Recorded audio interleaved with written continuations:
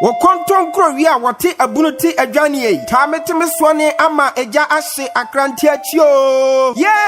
dukunana nane okukrodufo nana ya bragwa otoso mienu anama bata prebuo akakwaye mu ampa ekroba sempene mo ahoɔden susum kuda wona owuo tirimɔdenfo de ne ho sumanka ne sumampire akawo ama wakusai ba hema nana ya bragwa otoso mienu ekona ne asona ahoɔfɛba okukrodufo yi yama odamri fa dwie ene amanehunu enti nana amankwa akodom abebiom ye adumasahene nana nsuase poku agimaya otosom yensa eye otumfuo achiame hene nana kakari apawa otosom yenu ye asanso hene nana kumani yi adoma otosom yenu ye kona hene abusuapani nana ya oboache emma ne ekwa na abusua ewo ofase kokoben de yaw ne awreho se omanfo nyina se won hema ene wonade nyina nana ya birago a otosom yenu anadodo na afre no kukuodurufo ede brebre ko ensiado ne santi nananom se osana abosumi ya yewomu ya ne da etoso aduonu nso eye ya woda na wobetena se ewo adumasahene ahemfie ewo ofase kokoben adi ne na wotweda enti wosrese agyamfo ne aboafo mmara na omo emeboa wo ma woni won heman na wotweda wobana bongo oda hwene amuo na ya brago atosumi enu edue amaso ansan abobomfresi hene okukodurufo na ya brago atosumi enu e kafra ofredom kodom gidom ansrakon na amankwa akodom abebiom se